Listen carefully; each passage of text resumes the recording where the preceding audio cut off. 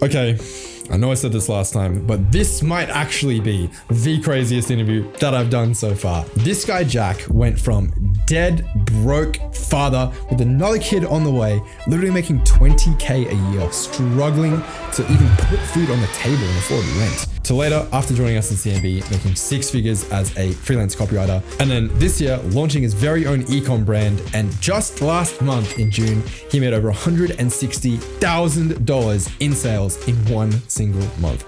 Absolutely insane transformation, full of ups and downs. You are going to want to watch this thing until the very end because we spill so much tactical, actionable client getting source that it would be almost impossible for you to not land a client by the end of this video if you follow the steps we lay out in this video. Let's get into it. So man, I would love to chat with you today. You've had enormous success as a copywriter. You've now launched your own offer. You are doing some really cool stuff in ecom, growing and scaling really quickly. I think you just said you passed 100K a month recently? Yeah, we did £118,000 last month, which is about 162,000 US dollars. That's insane, man. Yeah. Well done. And we launched in December. So this is a meteoric rise. 0 to 2 million a year run rate in 6 months. That's no joke. Yeah. Really impressive. Yeah. And yeah, as soon as you told me that, I was like, man, I got to get this guy on to do an interview. So you joined us in CMB, geez, forever ago, I think. June 2020. Wasn't it? Yeah, June 2020. Yeah, in the height of things. So man, I'd love to take it all the way back because it has not been a smooth ride for you. No. So where you came from, when you joined us, your entrepreneurial journey has been wild, to say the least. Rocky, I would probably is the best word to use. Yeah, it's been a roller coaster for sure. Yeah. Yeah, dude, I remember like in the beginning you were talking about like you were so close to the poverty line. You had, after expenses, milk and bread, and it's like you were counting like the cents, and you're like, I have $4 left. Got to feed my children, and the stress you're under, I was like, I can't even imagine. So to go from where you were then to where you are now, man, I mean, I just want to take a second and say, holy shit, like if you're not proud of yourself, like let me be proud of you instead. Like, thanks, really, man, give yourself back. Utterly impressive and so extremely inspiring what you've been able to accomplish. So I'd love to dig into your story and find out how the hell you did it, because yeah, let's do it. That's very impressive. So like all good stories, I think we should start from the beginning and take it back to where were you before this whole copywriting world? How did you fall into it? What were you doing before this, pre-pandemic? And we'll talk about how you got started. Yeah, so my career really started in e-commerce. I did like operations stuff for an import-export business. I left that thinking that I could do better. Went to a couple of jobs, and I'm not a very agreeable person. So I lost multiple jobs in like 6 months. And one of them was literally 8 days before my first child was born. So like life was just really tricky. When I lost the second job in a 6-month period, I thought, well, I'm never going to be suited to work for someone else. So I'll create my own marketing agency. And I spent a year doing literally anything for anyone who would pay me money, whether it was Facebook ads or building websites or copywriting or SEO, like I would do anything. And in that first year, I made £14,000. And I had a child who was a year old. I had no money to my name. And then the pandemic hit. It was just before the pandemic hit that I'd signed a couple clients, and I was like, I'm really proud of myself. I know what I'm doing. The money's starting to creep up. I'm making the same money that I was before I went self-employed. And then everybody fired me because it was COVID and they didn't want to pay for marketing if they weren't going to be getting clients themselves. Entered into COVID with no money. There was no government support as well because I was self-employed and I didn't have a financial track record to receive anything. Like there was nothing for the government to base any support on. So I had nothing. I had £5,000 saved in the bank, and that's what brought me to CMB. Right. Yeah. You're in pretty dire straits when you first joined us. And yeah, I didn't realize how bad it was, but that's crazy. I mean, so before we talk about CMB, I'd love to hear, how did you actually like learn those skills of marketing, like the things you were doing for clients, right? You talked about ads and emails. Were you just 100% self-taught? Like you just decided one day, I'm going to start a marketing agency and I'm going to figure it out as I go? Or did you have any sort of formal training before that, or how did that look? No, I'm very good with education. I'm very, very good at learning things. I get into these rabbit holes where I'll find something and I'll learn about it. I'll go deeper and deeper and deeper, whether it's professional to do with website building or it was personal. Like my obsession now is on superposition and quantum physics. And I just go in these rabbit holes and learn. So it was all completely self-taught. And I would get into a sales meeting with somebody and they'd say, I need this skill. I can absolutely do that. I'm an expert at that. And then I go and learn how to do it. That's great. great. So that's where all the skills really came from. But the one thing that I definitely found that I was better at was writing, because I found a different approach was more of like an analytical view rather than creative, like looking at what works from a statistical perspective. So I really made that pivot away from anything and everything to one day just saying, I'm going to write because it's what I will enjoy doing. I'll enjoy putting pen to paper, tapping buttons on a keyboard all day. Like I would enjoy doing that. So I became obsessed. I went and learned everything that I could. I was watching YouTube videos. I was reading books. Like my library of books was just stacking up. Like going to friends who were kind of 2, 3, 4 steps ahead of me and just borrowing their library to just read everything that they had. And that was how I really got into copywriting. It's a great way to do it, man. Honestly, like where there's a will, there's a way, right? And I love that you had that conviction to just back yourself. Like a lot of people, you know, they might be good at email and then someone asks them to an ad and they're like, oh no, I can't do that. Sorry. It's like, I haven't had any formal training. But you were like, nah, man, fuck it. I got this. I can do it. Yeah. You know, give me the shot. I'll make it work for you. And then going and figuring it out, right? And having that trust in yourself that, hey, I am capable of figuring this out. I've done this before. I'm capable, and backing yourself, you know, because a lot of people will just disqualify. I literally talked about this. I had a podcast earlier today with my friend Ben, and he was interviewing me on stuff. And I was saying, like, so many people disqualify themselves from opportunities before they even get a chance, you know, and it's like, don't reject yourself. Like, let the client reject you. You know, if they're going to say, you know, you know, I don't want to hire you, fine. But like, don't reject yourself first, right? At least give it a shot. And always take that feedback as well. If someone's rejecting you, like the one thing that I've learned is the most important word is why. So if someone says no, why? Just get that feedback and then learn from it. And the people who have the biggest egos are the ones that will struggle to take that on board and be like, yeah, okay, I made the mistake there. I fucked up that sales call. Sorry if I can't swear on these, but you know, if you made the mistake in the sales call, then you've got to learn about how to make it better next time. Yeah. So let the client reject you and learn from it. Yeah, that's honestly one of the best things you can do is just ask them honestly, like, hey, totally fine. You want to work together. Is it cool if you just let me know what the specific reason was so I can get better? You know, almost no one is going to be opposed to giving you feedback. If you're like genuinely coming from a place of like, I actually want to get better, most people will take time out of the day, you know, to help you. And this is something like I've actually been doing a lot more recently. So like I've been sending out like exit interviews, for example, for people who, let's say, finished their year of resistance. And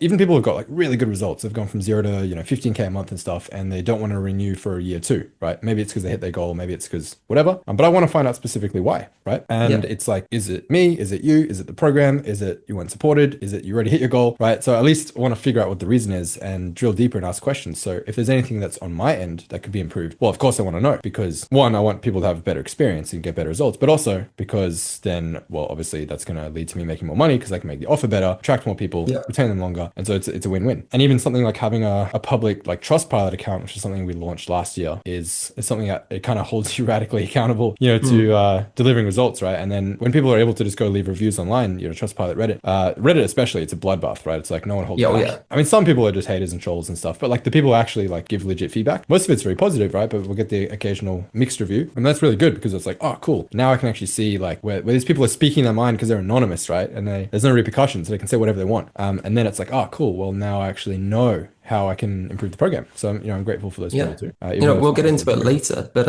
in our brand, we've implemented something called fearless feedback, where anyone on the team can approach anybody on the team, whether it's myself or my business partner, Johnny, or just anyone who's kind of working in the company. And you can approach them to give them feedback, whether it's positive or negative, and you're expected to take it on board. Nothing is to be taken personally. It's there to help you to improve. And then we expanded that out as well. So one of the biggest things that our competitors do, for example, is they delete comments. They block people who give negative reviews. We invite it. We say, hey, if you don't like it, tell us. So how can we be better in what we do? And it's one of the reasons why the brand has grown so fast. It's because people trust us because we take on that feedback. Yeah, no, it's so important, man. I was actually listening to a interview with Alex Becker the other day on how he grew Hyros from 0 to basically $100 million valuation company. And all he did for the first 2 years was literally roll it out to his friends and people in his network and just aggressively ask them for feedback. He was like, hey, you can use this for free, this ad tracking software, but we want to know the nitty gritty details of the feedback. Like if there's any single thing that isn't perfect, like what do you like? What do you hate? What do you love? What can be better? Where's the friction? You know, why aren't you using it? Let's find out why. And he was just like, this feedback loop was so tight that it was just aggressively improving it. And that's when they finally launched it to the public. It was after like 2 years of those iterations, and it was a home run immediately because he'd already been working on the product so much and inviting that feedback. And so, yeah, it's really, really important. Awesome. So can't remember how we got onto that, but it's a good topic. I'm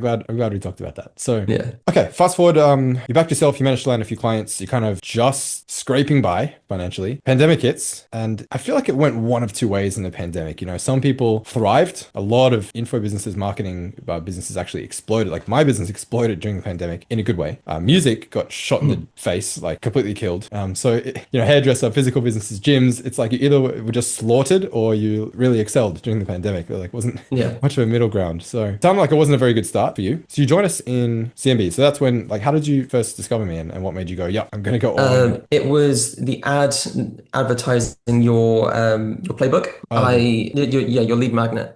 So I jumped in, signed up for it, downloaded it, printed it off, went and sat in a coffee shop, and I remember like taking a picture, putting it on my Instagram stories, and tagged you in it, and then that kind of created the conversation within the DMs. And I just went through your playbook, and about a week later, we had nothing. Like I said, we had like £5,000 in the bank, and that was it. One-year-old child to be looking after, and mortgage, car payments, all these things. And I just remember being in tears on the bed with my wife, just being like, I don't know what to do. I've got this. This guy says that he knows how to help copywriters get clients, how to build a copywriting business. That's the thing I'm struggling with. I'm good at writing, but nobody is hiring right now. And there's examples here. Like I remember the ad was Ray had done like something like $15,000 in April of 2020, where everybody else's businesses were struggling. Ray was doing incredible. So if this guy can do it, why can't I? We just said, like, are we going to do it? Are we going to set our chair on fire, as you would say, and just go, just work 12, 16 hours a day to make this happen? Yeah. And you did. Yeah. Yeah. It's something I was talking about this on the podcast I did just before. It's going all in, because I was exactly the same. Like I was in your same shoes, right? It's like why I don't feel bad, I guess, when people do those sort of things and, they spend their last dollar and maybe take out a loan, because it's like, that's exactly what I did in their shoes. When I was first getting started, after a year of trying to make it work, I was like, I'm fed up with this. I really just want to find someone who knows what they're doing, pay them everything I have.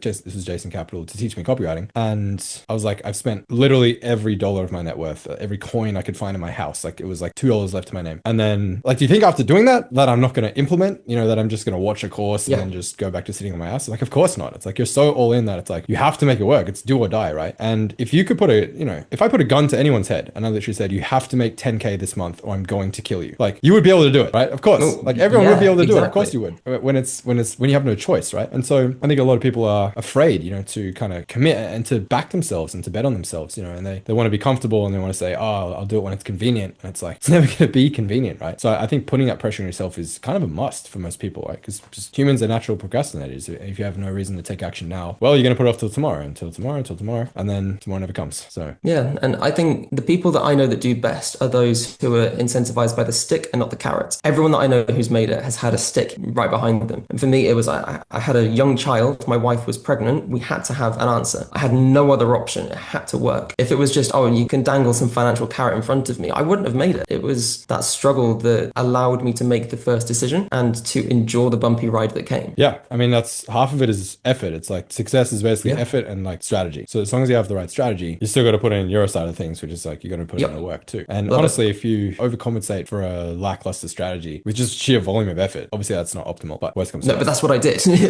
It was, you might be better than me, but you can't outwork me. That was always my mentality until about a year ago. Nobody could ever outwork me. Yeah. And I think in the beginning, like that's definitely what you need. Like, I feel like most people just underestimate how much work is required in the beginning. And I always use the analogy of it's like a rocket taking off or a plane taking off, it's going to use 80-90% of its fuel just to escape Earth's atmosphere. And it's kind of the same thing when you're launching any business or learning any new skill. You're starting at absolute zero, right? And you're trying to go out into the marketplace and compete with people who have been doing this for a long time. How do you think you're going to be able to compete? Like you can't just come along and throw an offer out there and just, wake up a millionaire. So yeah, you got to put the work in. And I think there reaches a certain point though, when you're a bit more advanced, let's say, when you start to build a team around you, then you shouldn't ideally be the person who's, grinding 12, 16 hours a day. That's, when you're, let's say, the kind of level you're at now, 7 figures and beyond. At that point, you really should be reserving your mental bandwidth for, high level CEO stuff, right? Driving the company forward, big vision, big picture, managing team, not doing all the work yourself. Yeah, most people watching us are not at that level. So I think, what did you actually do, like strategically, to land your first few clients? Because you joined joined us in a 1.0 version of CMB, I believe. Yeah, yeah. 1.0, when it was the old 5-hour lessons, I would sit once a week and watch 5-6 hours, and then I would take notes. And if I didn't understand something, I'd go back and watch it. My routine was every Monday was just study, study, study. So the one that I went for was the old Instagram DM model, like the Frankenstein's monster is what I called it. I can't remember who it was that came up with it, but just a big old wall of text, a really ugly Instagram DM, and always ended with like, I don't know if this is a priority for you right now, but I'd love to show you what I can do. And I would just send that to everybody. Like I'd initially started off by trying to do blog post writing for lawyers, and I tried like the John Buchan sequence, and it was really great to get attention, but retention was really low. So I pivoted away from it to go into more like the online coaching space, to email copywriting. So that ugly DM thing signed me my first 4 big clients, one of whom is my business partner today. And it's the reason why I kind of reached out to tell you where I am, because if it wasn't for that ugly DM that I sent Johnny, I would never have met Guy. We never would have started a business together, and I wouldn't have the life that I have today. It was such that message was such a pinnacle moment for me. And yeah, I'm eternally grateful for learning how to do it. That's really cool to hear, man. Yeah, I had no idea it was still your client today and your business partner. He's not a client anymore. We're just straight 50-50 partners. But again, I never would have got that. I never would have met him, learned how to do Amazon FBA or how to do e-commerce had I not reached out to him in that way. Well, you made it happen, man. You're still the one, like, you owe everything to yourself, really. We showed you some stuff, but at the end of the day, you're the one who made it happen. So credit where credit is due. Yeah. The outreach was Instagram DMs, all manual. It was me sitting and pasting the same message to 20, 30, 40 people 3 times a day to try and keep underneath Instagram's algorithms, to not be seen as a spam bot and get in Facebook jail. And then following the exact sales script that you'd given us. I remember doing the 9-box sequence over and over and over again. Like battle training with people in CMB at least twice a week, just to make sure that my sales is okay. And I would say my close rate was pretty high at first. Like I'm pretty good at sales. I was getting like a 60-70% close rate. Yeah, that's very high. That's really good. I'm trying to remember what the hell this Frankenstein DM actually was, because I remember I generally advise against sending a giant wall of text. Normally we talk about the teenage girl texting style, which is like split it up, because generally it makes it seem more organic and spontaneous and actually personal, not something that's actually been copy pasted. So did you kind of just take, I guess, like the clients on command DM script and just chuck it on one giant paragraph? Do you remember what that was basically it. It's really going to bother me who it is that came up with the idea, but I swear it was in the clients on command document. It could have been James. James, that's it. So it was his idea, because I tried texting like an 18-year-old drunk girl, and I just never got hits. In fact, I got a few people coming back like quite negatively when I was doing that. Again, probably down to me as opposed to the strategy, but the way that I was doing it was probably not ideal. And so I just chunked it all together, and I would send it out to 100 people a day. Yeah, it could have been the fact that you were just probably doing more volume. That might have been the Slack adjuster as well. But yeah, it's cool. Like what I like about the community is the fact that everyone does share what's working with them. And that's why I think a community like this is so much more valuable than just a course, right? Because it's like, it's a living, breathing thing that's being updated in real time according to what's actually working right now in the market. Not some videos that were filmed years and years ago and have never been updated since, right? Because everyone's executing on it, applying it, and then they're saying in the chat, hey, I got a client, this is how I did it. And people like James, for example, iterating, like take what works and then put your own spin on it and test new angles. And from memory, I think the thing that James did was basically he would just scroll until he saw ads. And this is actually a very similar approach to what we teach now. We just have a really cool automated way of doing it. But back then he would just manually scroll until he saw an ad, and then he would DM the person who was running the ad, and he would basically say, hey, John, I've been seeing a ton of your ads lately, so I know I assume you're having good success with them. And, I went to sign up to your email list, and he would basically just pick something about their funnel or their email, landing in promotions or spam, or like something with their funnel. Landing page could be better. Maybe didn't get a welcome email. Basically identify some specific problem that he could help them solve, or just area of opportunity to improve, and then reach out and basically say, hey, I noticed XYZ thing. I went ahead and I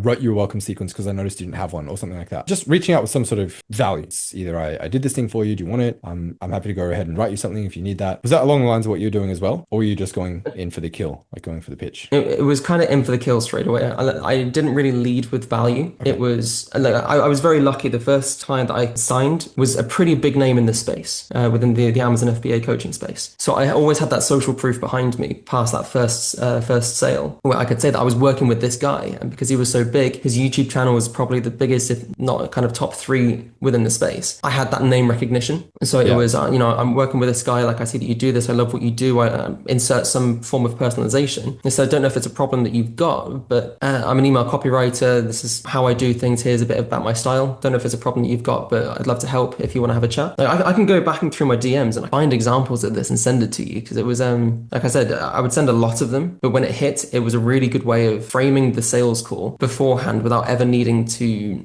give an explanation as to the service I provided. So it just made a bit more direct response in its approach. Yeah, I actually just dug it up just now and I found James's version down here. It's a blast from the past. So just basically what he said, it was like, hey name, I've been seeing your ads everywhere so I can tell you're succeeding with them. I'll be honest, I'm messaging you for selfish reasons. I'm looking for a new client as a fitness copywriter, whatever. If you're interested, I'd love to work directly with you for 7 days for near free. I can write high converting loyalty building emails for your list. You can keep them to use and readers forever. The reason I'm being selfish is I'd like to use you as a case study. If you're not happy with my work, we can consider working together in the future. No pressure to make this happen. Would you be open to hopping on a quick 9-minute call so I can walk through my plan to help you X? Yeah, very, very, very similar. Looked ugly as hell in the DM, but it worked. All of my best clients I've ever worked with had this style message. Yeah, I mean, I still run this as a lead magnet today because this still works, to be honest. Like the cheat sheet and script and stuff that we teach in here. It's definitely evolved a bit over time. Like if I was to go back and redo this for 2025 version of James's one specifically, the only thing I probably would change is just the call to action to not be a call, but some sort of intermediate step. Because, 2025, prospects are very sophisticated. No one really wants to jump on calls, especially not with random strangers. And, if you're a high level business owner, can't be jumping on calls with every single person who asks. So having some sort of valuable offer in the sense of a free guide, like I wrote you a free get out of spam guide because you noticed your emails are going to spam. I wrote this guide for my clients. I thought it might help you. Do you want it? Let me know and I'll send it over. A Loom video, some sort of Loom video, huge. Yeah. Some sort of helpful resource, basically just saying like, hey, I notice you're having this specific problem. And it's all about relevancy, right? It's just like, you're not, because so many people with outreach are just blasting the same thing to thousands of people, hoping someone's interested. But if you go a bit more targeted and you say, hey, I saw, actually went through your funnel, actually signed up for your list and went through and noticed you had this specific problem or this specific situation or thing happening, area of opportunity, whatever it is, I put together a little resource on how you can improve it, do it better, fix it, whatever. Would you like me to send it over? I'm happy to just share for free to help you. And of course, that's going to get a very high reply rate. A lot of people will want to get some help. And I think I talked about this on the podcast today, and it was like it's basically like 3 different goals when it comes to outreach, right? So I'll stop sharing for a second. So most people, I think that they try and go in for the kill straight away in that they try and pitch the actual offer, on the first. And it's like the equivalent of literally just going up to some random woman on the street and just like asking her to be your girlfriend or like asking to get married, basically. And it's like, you're a total stranger, right? And the girlfriend thing would be the equivalent to like a retainer, right? It's like you're trying to close a 2-3K a month retainer, total stranger in inbox, bit of Hail Mary, right? It's not going to work super well. So instead of going,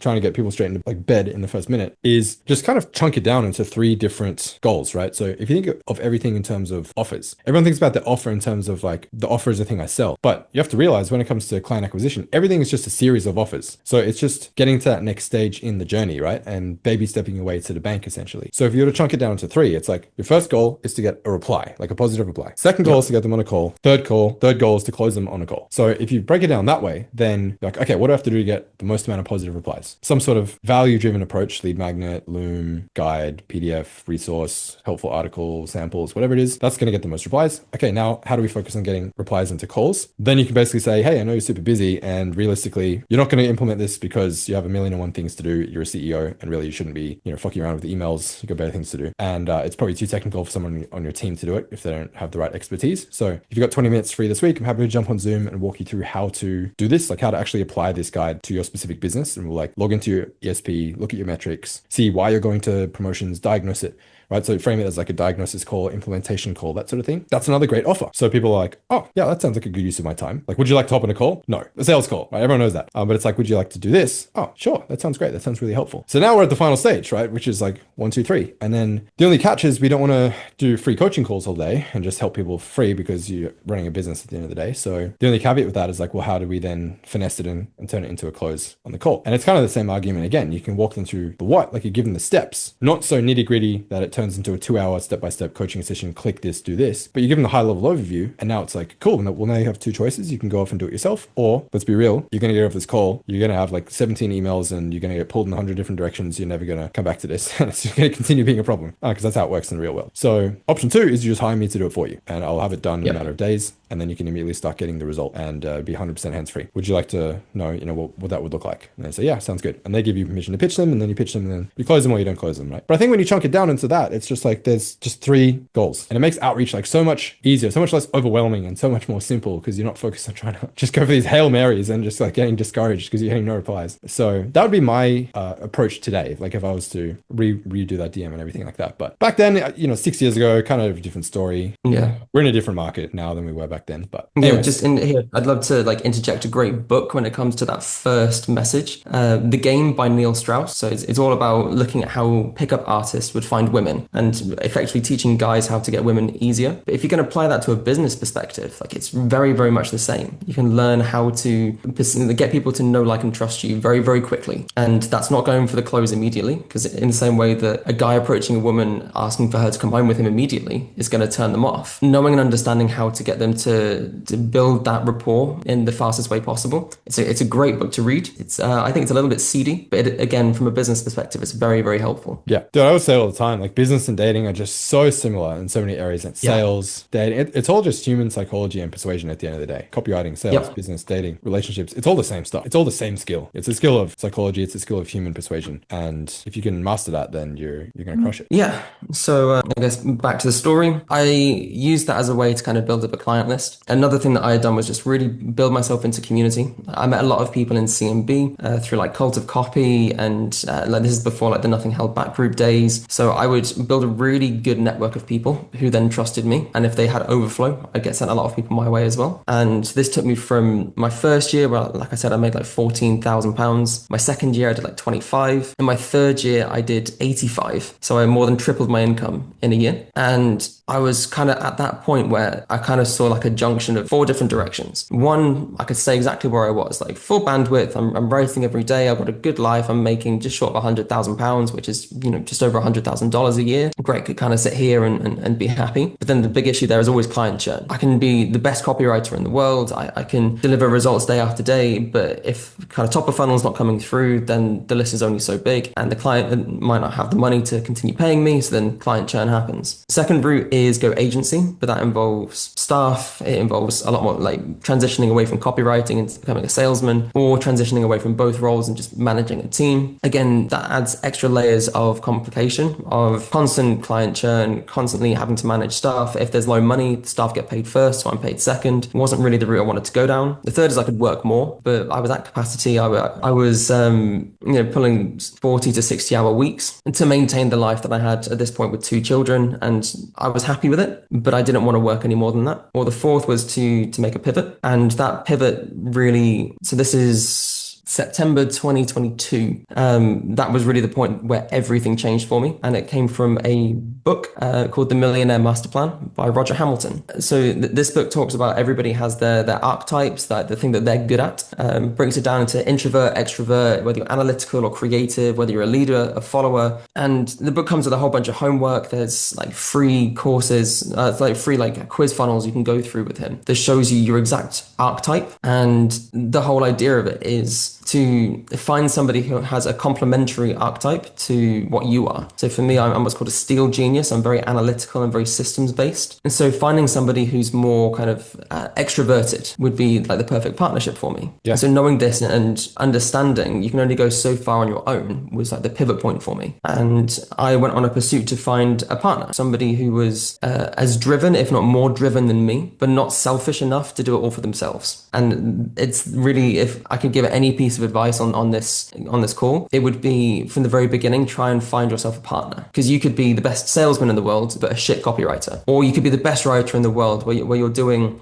Chris Haddad style writing, and you could deliver results day after day, like nobody could ever touch your copy. It's that good. But if you're so bad at sales that you can't get a single person in, then your skills have gone to waste. So finding somebody who has that complementary partnership would be like the number one piece of advice I could give, and I wish I knew that years earlier. Yep, That's a really, really good piece of advice. There's another really great book on that. It's called Rocket Fuel. It talks about this same concept of visionary and integrator, right? So typically in any great company, any great partnership, there's pretty much two different roles. You have the visionary, and that's the person who is the big picture thinker, the visionary, as the name implies, the person who they want to focus on the product, they want to focus on the marketing and driving things forward. And then there's always that person behind the scenes who's actually making shit happen. And that's the integrator. So it's the ops person. It's the hiring, the firing, the management, the daily operations, the checking in, just making sure the trains run on time. It sounds like you're more of an integrator, right? That's right. And again, you're describing it perfectly with my current business partner, that he is the visionary. He has the big picture, and he has the personality to make it happen as well. Yeah, really important as well. And it sounds like that's an absolutely perfect match, because he gave just example after example of pretty much any massive company you can think of. Like Apple, I think is a perfect example. Steve Jobs, obviously very well-known visionary, but Steve Wozniak in the background, he's the guy actually executing on Jobs' ideas. Like you got Alex and Layla Hormozi. Alex is the visionary, Layla is the integrator. Alex is the big picture guy. He just wants to run wild. He has all these ideas. He wants to do everything. And Layla's the person saying, calm down, dude. Like one thing at a time. Say yes to this. We're going to say no to these 50 other things. Focus, making sure the team's doing what they're supposed to be doing, all the operation stuff, which I'm honestly horrible at. And so I really need someone who's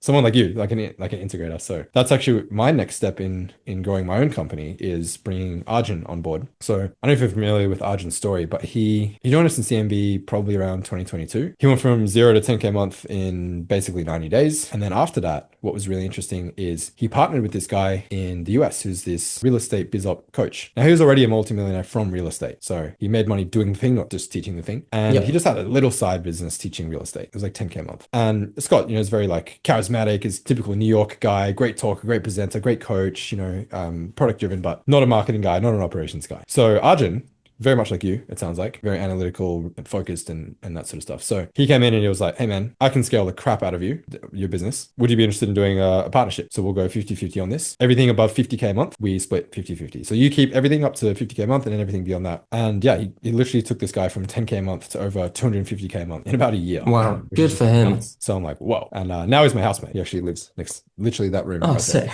So I was like, you're going to do for me what you did for Scott. Thanks. And I'm sponsoring him to be a full-time employee so he can get his visa under my company and so on. Yeah, I think I'm really optimistic about that, because it's I think it's being able to identify, where are your blind spots. And a lot of people say, oh, you got to work on your weaknesses and try to be more well-rounded. I would rather have a mountain valley than a flat plain. I think you should just double down on your strengths and find someone who rocks at your weaknesses and just get them to do that. I think you're doing a disservice to the God-given skill that you have by trying to numb it down to make something else better. And I definitely think that's where most solopreneur or kind of startup people go wrong, is they're so desperate to be the best at everything or to be able to do everything because they want to keep everything for themselves. They stunt their growth. I did it for years and it absolutely stunted my growth. Me too. Then I'm getting serious about finding a strong growth partner. And I'm trying to think about a single company that's actually done big things that doesn't have this same dynamic. And again, a lot of people will say, oh, well, I'd rather get a bigger slice of the pie. I don't want to give up any of my profit share, but it's would you rather have 100% of a small pie or half of an enormous pie? Yeah, but it's not easy, finding that guy that's going to do it for you. I said September 2022 was when I found this out. So I found a partner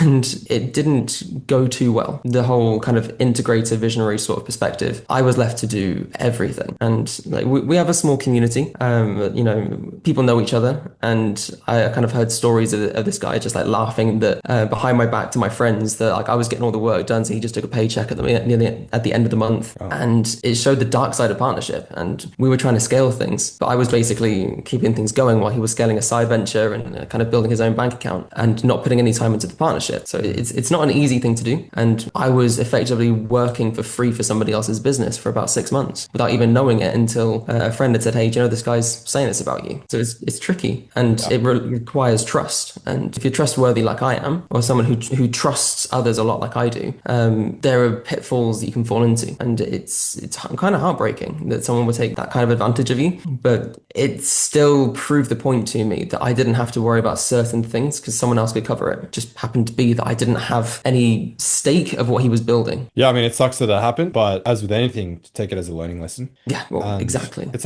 just don't let that stop you from finding your person, so it's your first ever girlfriend's probably not going to be the girl you marry, right? It doesn't mean it was a complete failure. It doesn't mean every woman sucks. I don't know, maybe she cheated on you or something. It doesn't mean every woman's horrible. I'm never going gonna date again. You know, I'm just gonna die single alone and bury myself in a ditch. Like, do that if you want, but it's like, I don't think it's gonna lead to the best outcome, right? So I think, yeah, you got to balance, you know, being trusting, because you have to obviously open yourself up and relinquish control, right? And actually trust in other people and trust in the team. But at the same time, if you're like me, it sounds like we're pretty similar in that regard. Like, I'm naturally quite a trusting person. You also got to learn to keep your wits about you as well, you know, make sure you're partnering with the right people and seeing what's actually going on behind the scenes as well, you know, and actually checking in. I'm a very like hands-off manager kind of person. So I'm just like, this is your job. You know what you need to do. Perfect. Cool. And I'll check in like once a year to make sure, you know, they're still doing it. And then I'm like, oh my God, you haven't been doing this thing for the last 6 months? Fuck. No wonder this funnel like doesn't work. Yeah, that's my area of weakness is like just being more on top of it. But maybe I'm too trusting. So yeah, it's about striking that balance for sure. And as with anything, yeah, that person is hard to find. Like if that person was super easy to find, everyone would probably be like a billionaire. But just like your ultimate dream wife or husband is also going to be difficult to find, then doesn't mean it's not worth it. It's like the best things in life are difficult, and that's why they're worth it. Yeah, exactly. So continue the story. This brings to June 2023. So my current business partner, I started off as his copywriter. And again, advice that I would give to anyone who's looking to start out as a copywriter, if you manage to sign yourself a coach or a guru who has a digital course, the very first thing that you should say on the onboarding is, I need access to your course. The best way that you can learn somebody's voice to be able to write like them is to watch their content. So for everybody that I worked with, and I worked with dozens, so probably 13, 14 different Amazon FBA coaches over the course of my years, I would always say, I need access to your course. So I became quite a verified expert when it came to selling on Amazon, because I'd done all these different courses from all these different people. And it made me a better writer. It made me good at what I did. I became obsessed with selling on Amazon, because then I could write from the perspective of somebody who wants to start doing so, because I understood their wants, needs,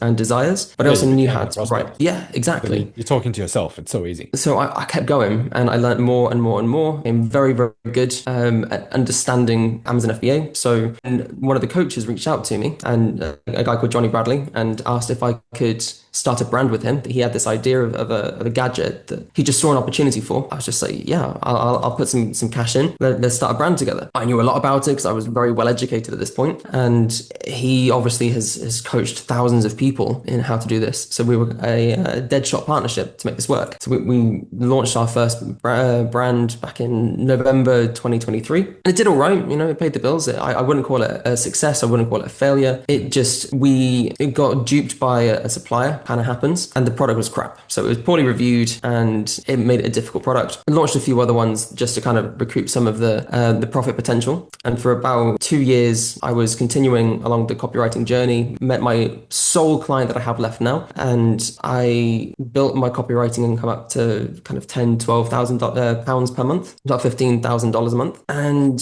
life was good, happy, comfortable. But again, sitting in that point of, do I continue where I am, where I'm trying these little ecom bits? Do I build an agency so that I can do more and more with the copywriting, or do we pivot and find something new? And then in kind of September last year, we came across a supplement product looking to sell on TikTok Shop, which is a huge kind of, it's where Amazon was back in 2012. And we launched a longevity brand, and it launched on the 16th of December. We did just over £10,000 in sales in our first 15 days over the Christmas period, where there was 4 days that we couldn't even sell, which is awesome. And with TikTok was good because they incentivize the buyers quite a lot. So we could sell something for £30. The customer pays 22, but we still make 30 because TikTok will pay us the difference. Interesting. I don't know anything about TikTok Shop, to be completely transparent. They're basically trying to overtake Amazon as the go-to place for shopping. They do social shopping, so people do videos reviewing product to encourage you to buy. And because they want to be better than Amazon, be bigger than Amazon, be the go-to place, they're paying customers to buy things. So as a seller, I make money off TikTok because if they give a customer £5 off to make a purchase, I get that money from TikTok. I'm not discounting it, they are. And it was building this brand to be trustworthy, to have a good partnership where Johnny was the outward face. He's the person that people could see, person that people can trust. And I was one on the back end, making sure we were going to be profitable, making sure we always had product in stock. And within 3 months, we hit our first £88,000 month to hit a 7-figure run rate. The next 2 months after that, we did 85,000, 94,000, joined. And then in June, we hit 118,000, or it was 108,000 in the brand, 10,000 from copywriting mark. That is insane. And then, yeah, it brings us all the way to today. So, man, I'm listening to this. I'm like, you are just literally the epitome of like a typical successful copywriter's journey. You know, it's like most people get into copywriting not because they're super passionate about writing and marketing, just because they want a way of making money online. And they're probably quite introverted and they love the idea of write words, get paid, cool. Pretty much everyone gets into it and then do that as a freelancer for a few years. And then usually 3-4 years, most of them will launch their own offers, start their own agencies, do a partnership model, something like that. And the beauty of copywriting is because you are working with these already successful businesses, you're literally getting paid to learn how a successful business works. Exactly. I couldn't put it better myself. Exactly. And obviously going through the courses and that sort of thing is really great. And so if you want to launch your own offer, you know, ecom offer later, well, it makes incredible amount of sense to partner with ecom coaches and actually learn the subject matter by going through all their courses and everything while you are writing for them. Plus you write way better emails because you actually have specific things to talk about from their courses. Yep. You're also seeing how the company operates, you know, how they structure team meetings, how do they run their ads, what are their funnels, what are the funnels working, what are they not working, and you're seeing all this internal communication happening. That's like, that stuff's hidden to the public. And so from the outside looking in, people just see, oh, this business is doing well, but they have no idea how well or how not well. Like I had a one-on-one call with Iman Gadzi yesterday, joined his 8-figure license program. And so he was saying like, you know, he has some portfolio clients, whatever, that he works with, also one of Alex Mosey's portfolio clients too. And they do about $100 million a year in revenue, like insane. So like 10 million a month basically, right? And I look at this company as like the holy grail of like absolutely killing it. And then found out recently, like from a friend of mine who works for them, he's like, yeah, we're shutting down our doors next week. I was like, what do you mean? Like you are absolutely destroying everyone. What do you mean? And he's like, yeah, I think the guys are basically, well, if they've made shit tons of money, the founders are rich and happy. And so they just want to step out of it. But also it's like things are really slowing down. The margins are so slim, you know, and it's like they have a multiple $1,000 product on the front end and it's only break even and they only send 5% of people into the back end thing. That's the only profit that they have. And so people will share all these, you know, flex these big revenue numbers and stuff. But Iman just has story after story of people, they're doing $10 million a month in revenue, but like $500,000 in profit or $100K in profit, or these stupidly ridiculously low margins. And so yeah, you never know what's going on behind the scenes from the outside looking in. But just what I wanted to wrap up with is like, you get to see what's actually happening on the inside of these businesses when you're actually working with them as a copywriter, because you get to see what's working, what's not working, what's being tested in real time, what used to work that doesn't work, what now works. And you're just at the cutting edge because you're working with a successful business. And there's a guy in the direct response space called Tom Shipley. He's a $2 billion a year business owner. Like the guy is a different level. And he talks about how every single channel will eventually die. So if you build an offer, you're pushing it through Facebook ads, it will die. You go through native advertising or some other form of direct response, it will die. And you always need to know and be prepared how to pivot. So again, if you're in these businesses, if you see these coaches and what isn't working, then you can make those prejudgments for your own offer in the future. The one thing that I've never seen really die is pushing through YouTube, especially if you're looking to build an offer. But yeah, I just think that that's very interesting that you're saying these large coaches just not making it because they're not agile enough, and agility is a huge thing for us. That if we make a decision in our business, we're acting on it that day. We never delay and push things off because otherwise you can't make it. But a lot of these businesses, they bloat over, get too big and can't contain themselves. Yeah, dude, it's the fast fish is always going to eat the big fish every single time. Now, especially with AI and how quickly things are moving faster than ever before. Like the landscape is changing every month. Think about something like Google VO3 comes out. Boom. Okay, now we can do all these sort of ads we couldn't do before. We can, you know, maybe replace our video person or a content person with this. And, you know, it's just like so dynamic and evolving. And next month we might have something even crazier. And the next thing will be friggin' holograms. And Sean won't be coaching his students. It'll be hologram Sean from Mexico. And it's like someone sent me Hormozy.ai that like someone had uploaded all of Hormozy's content into this AI bot. And it's like the AI version of there's all this crazy stuff, man. And it's like, yeah, you can't sit on your laurels. And it's the good and bad thing, I guess, about the digital space is that it's very easy to get into. The barrier to entry is nothing. Anyone can come in and start making money. And once you unlock certain things, you can absolutely kill it and you can rip it. But as quickly as you grew is as quickly as you can fall. And this is sort of something I've been experiencing the last month, right? So May was our second best month ever. We did like 177K. And then June was diabolically awful. It was like 60K, which might sound okay, but it's like that's revenue, right? It's still got a lot of team costs and so on. And so it's kind of like basically like break even. if I count music and everything as well. So now it's like the last 5 weeks have been dreadful, sales wise. And it's like, okay, well, I'm not just going to sit here and cry about it and hope the market comes back. It might not, because yeah, that's normal fluctuation. But at the same time, like I'm going to be proactive here and I'm going to pivot. And so making a whole bunch of changes now. I'm doing live workshops, rebranding the offer, launching like CMV 3.0, transitioning into more like AI copywriting. Nice. To meet where the market is at, right? Because it's like, okay, Gmail copywriting, whatever, just doesn't sound sexy to people anymore because there's other people out there talking about AI copywriting and faceless YouTube automation and all these other businesses that sound sexy and easy. And it's like, okay, well, I have to compete with that without bullshitting, because that's a fine line to walk, and being like, yeah, make 10 grand a day doing nothing. So sexy up the offer and reposition it, relaunch it in the market. But you have to be adaptable. You have to be agile. You've got to be approachable in it as well. Like I said earlier, our biggest competitors in the ecom space, they delete comments that they don't like. They lie in their marketing. They claim to be like a family business, which is categorically wrong. That becomes an illegal marketing claim. There's so much that they do that just makes people go, I don't trust these guys. So we went the other direction and said, hey, this is our face. Like, we're not some faceless company. You can talk to me directly. If you comment, we'll reply. And we've built a brand that's very much approachable to everybody and relatable. And there's someone to hold to account if something goes wrong. That was a massive thing for us. And it's kind of what I would call a purple ocean opportunity. So you got your blue ocean that nobody's in there. We know that like there were people in this space first.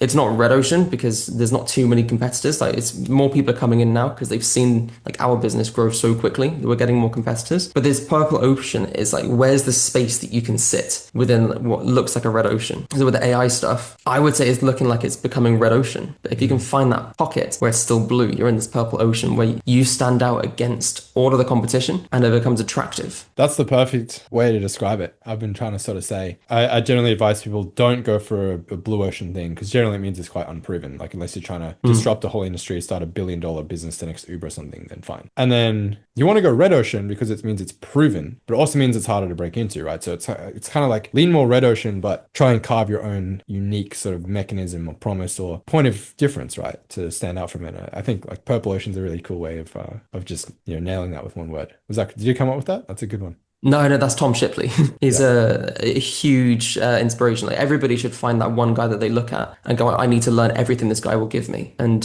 for me, it's Tom Shipley. That's great. And then we came full circle talking about reviews and stuff again, back to where we started. So, yeah. Dude, that was a hell of a story, man. So cool to hear your journey, where you started, where you are now. Do you want to plug your company? Like, what's it called? Where can so we're Element 5. You can find us on TikTok at try Element 5. We're only available for sale in the UK. So if you're in the UK, definitely grab yourself a bottle of NMN. I'm trying to find it now. What's your site? Yeah, popped in the chat for you. Let's have a look. Curious. Yeah, it's really cool. I can see you guys are very like founder-led, founder-driven. I'm guessing that's your partner in all these videos. Yeah, that's Johnny. It's cool. I think people are really appreciating that these days, right? Because there's a lot of faceless companies and people don't feel any sort of relationship towards a company, right? It's like this faceless, soulless entity. And so that's why like personal brand driven ecom companies, physical product companies, absolutely exploding, right? So it's like why someone like Jake Paul, whatever, he puts out Prime and it's immediately this huge thing. Terramana Tequila, The Rock, Proper 12, Conor McGregor, even Aman Ghazi he has his blue light blocker glasses. Red lights, yeah. And he literally never even promotes it. He like made an Instagram story once and like they're sold out for like 3 years. Like every single month. And so it's like you can build a personal brand, you can basically do anything. But even having like these founder-led brands and stuff as well, where people can put a name to the face. Like a lot of people buy it just because they like you, to be fair. It's like, that's it. No one gives a shit about the taste of Proper 12. They just like Conor McGregor. So like, oh yeah, Conor's a G, I'll buy his drink, Yeah, and I like how you guys are taking a different approach to what everyone else is doing. Super cool, man. This was really, really valuable. Thank you so much for taking the time. Is there any other final words of wisdom you have to our young bucks watching? No, I would just say, as I said already, from the very beginning, find a partner, find somebody who's the yin to your yang and work together. Don't be afraid to split things down the middle, because then you're both incentivized, especially if you can find someone who's more driven than you, not selfish enough to take it all for themselves. And yeah, that was the changing point for me, and I would recommend it for anybody else. For sure, man. Yeah, I was actually going to ask the same thing that I ask everyone usually at the end of these. Obviously, not taking credit for your success and where you're at today, especially the ecom stuff. It's all you. But for anyone who is looking to get started and get into copywriting, get their first few clients, actually turn it into a full-time income, what would you, and they're maybe potentially on the fence thinking about joining us in CMB, what would you say to some of those people? Yeah, it was pinnacle for me. I took more than half of my savings that we had with a young child and invested in learning how to get clients within CMB, and it made all the difference. Just, I think that it's a good thing to do. Just go in, learn, absorb everything, become obsessed with what you're doing, and build good relationships. I wouldn't be where I am today without building good relationships. Yeah, 100%. Definitely, we can take the horse to water, as you say. We can give you the right strategies and everything, but still on you at the end of the day to implement and build those relationships and make it happen for yourself, which you have. So yeah, my friend, you should be very proud of yourself. Genuinely, actually so excited, man, to see where you take this brand. And if you keep scaling like this, like, holy crap, like you could be hitting $1 million months by the end of the year. And, yeah, we've just launched the second LLC over in the States to do basically take our system, but over in America with a much larger audience, going into a slightly different but similar space. Got some pretty good seed funding from a connection of mine to do so. So I think by the end of this year, I'll be doing at least $250,000 per month, if not more. What's the thing? Once you unlock the right channel, the right strategy, the right ad, influencer, whatever it is, you get that 4x, 5x, 10x ROAS, whatever, you just reinvest and boom, it just explodes. Yeah, that's exactly it. That's what we're looking to do. Killer. Well, dude, keep me posted. I'd love to do it. Yeah, absolutely. Happy to keep you going. When you become a billionaire one day. And then I'll be taking notes. Super cool. Well, dude, thank you so much for taking the time. You got a company to run, so I'm going to go let you go back to that. Keep showing your wins in the chat. I'd love to hear what you get up to, and hopefully meet face to face one day as well. That'd be great. One of the Mykonos trips. Yeah, I'm actually coming to Europe. I'll be there for the next couple of weeks. I have no plans at all. I'm going to be there from the 20th to the 30th until my show in Ibiza. So I'll just kind of make it up one day at a time. Well, if you drop by the UK, let me know. I'll come meet you. Will do. I actually have a few people there. When he met me, the CMO, Tobias of the previous CMO of acquisition.com as well. He's like, if you're in London, bro, let's link up. And yeah, I will let you know. Definitely. Awesome. Thank you, Sean. Thanks for today. All the best. We'll see you soon. Whew! My head is still spinning. Jack has such a crazy story. You may just have to go back and watch that a couple times to really extract some of the nuggets that we dropped in that video, because like I said, it would be virtually impossible for you to not sign a client from the actionable step-by-step tips that we shared in the video. So if you think that deserves some love, drop a like and a sub for Jack below, and then click right here to watch this video on how to go from 0 to 100K a year as a freelance copywriter, step by step. A lot of people tell me it's my most valuable video. So if you like this one, I know you're going to get a lot out of this video here. I'll see you there.